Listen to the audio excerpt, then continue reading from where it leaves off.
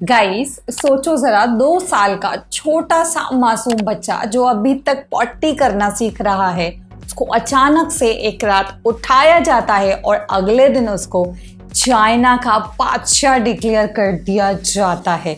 ये कोई fairy tale नहीं है, ये है पुई की सच्ची कहानी। चाइना का आखिरी एम्पायर की जिसने जिंदगी में हर रोल प्ले किया लेकिन कभी आज़ादी का मजा नहीं ले सका। और आज हम लेकर आए हैं एक ऐसी जबरदस्त जर्नी, किडनैपिंग से लेकर एम्पायर बनने तक, फिर पॉपेट बनने से लेकर जेल तक, और फिर एक गार्डनर बन के मरने तक। सो गाइस रेडी हो जाओ क्योंकि स्टोरी है पावर, बिट्रेयल और आइडेंटिटी क्राइसिस की और तुम्हारा दिमाग लिटरली ब्लो हो जाएगा। बीजिंग चाइना, साल है 1908। रात का वक्त है। फोर्बिडन सिटी के दरवाजों से निकलता है एक रॉयल प्रोसेशन, गार्ड्स, मिनिस्टर और चैम्बरलेन, लेकिन ये लोग किसी को ले जा नहीं रहे, ये किसी को लेने जा रहे हैं। डेस्टिनेशन प्रिंस चुन का रेड गेटेड मेंशन। वहां उनका 2 साल का बेटा पुई चुप कर अलमारी में छुप गया है, स्ट्रेंजर से डर के मारे। जब सर्वेंट्स उसे बाहर निकालते हैं तो वो चीखता है, रोता है, रेसिस्ट करता है, लेकिन उसे जबरदस्ती ले जाया जाता है। अगले दिन ये 2 साल का बच्चा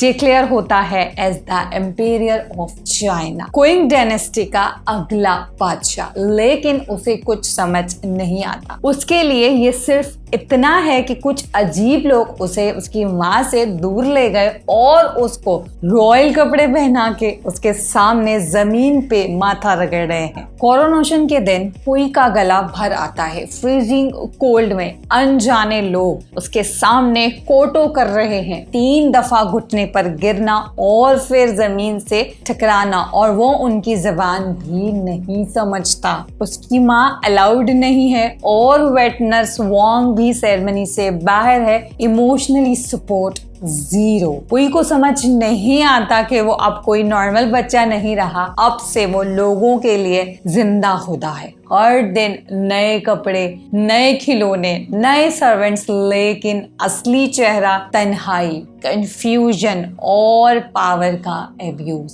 5 साल का होते ही वो अपने इनोच सर्वेंट्स पे हुक्म चलाता है। उनमें से किसी ने उसका मूड खराब किया, फ्लॉगिंग हो जाती है। केक में मेटल डाल के प्रैंक करना मजाक है, गन से इनुइट्स को शूट करना एंटरटेनमेंट है। पुई टेक्निकल एम्पायर था लेकिन रियल पावर प्रिंस चुन और दाजिर कॉन्सोर्ट्स के पास थी। उन्होंने पुई को पॉपेट की तरह ट्रीट किया। सब डिसीजन उनके नाम से होते लेकिन असल में कुछ और होता। फोर्बिडन सिटी एक गोल्डन केज बन चुकी थी। बाहर की दुनिया सिर्फ एक फैंटेसी थी।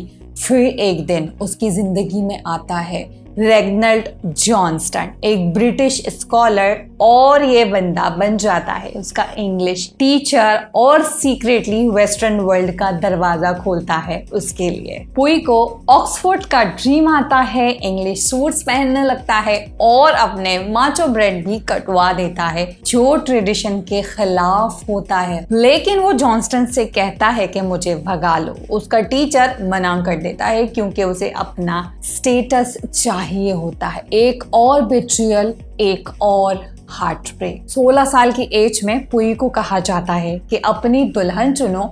उसके पास कुछ तस्वीरें होती हैं। वो रेंडमली एक प्रिटी चेहरा सर्कल करता है, लेकिन कॉन्सोर्ट्स कहते हैं कि ये लड़की गरीब है। वो दूसरी लड़की सेलेक्ट करता है रिच फैमिली से और उसी से उसकी शादी करवा दी जाती है। शादी के बाद वेडिंग नाइट आती है और पुई को समझ नहीं आता, कोई सेक्स एजुकेशन नहीं, कोई इमोशनल कनेक्शन नहीं। पैनिक करता है और भाग जाता। रात में पता चलता है कि या तो वो बायोलॉजिकली इनफर्टाइल था या मे बी ही वॉज गे। जो भी हो, मैरिज कभी सक्सेसफुल नहीं हुई। जब वो फाइनली 18 साल का होता है, एक वारलॉर्ड उसे फोर्बिडन सिटी से बाहर निकाल देता है। पुई सोचता है अब मैं आजाद हूँ, लेकिन उसे क्या पता असली जिंदगी तो अब स्टार्ट होने वाली है, और वो भी नाइटमेयर मूड में। चाइना में सिविल वार, पॉलिटिकल चाउस और फॉरेन इन्वेजन हो रही थी। जापान ने मंचूरिया पर कब्जा किया और पुई को वहां का पॉपेट एम्पायर बना दिया। क्या 11 साल तक वो जैपनीज कंट्रोल में रहा और उनकी तरफ से लेजिटिमाइज करता रहा वार क्राइम्स। 1945 में यूएसएसआर ने मंचूरिया इन्वेड किया और पुई को गिरफ्तार कर लिया गया। वार क्रिमिनल डिक्लेयर हुआ। अपनी जान बचाने के लिए पुई ने हर ब्लेम जापान पे डाल दिया। 1950 में उसे कम्युनिस्ट चाइना को भेज दिया गया और वहां उसे दाखिल किया गया पुशुन री एजुकेशन कैंप में। 9 साल तक वो रिमोल्डिंग प्रोसेस से गुजरा। Lectures, guilt, confusion, brain washing. एक वक्त का लाइफ गॉड अब इतना हेल्पलेस था कि अपने जूते तक बांधना नहीं आता था, लेकिन कम्युनिस्ट सिस्टम ने उसे ट्रांसफॉर्म कर दिया या कम से कम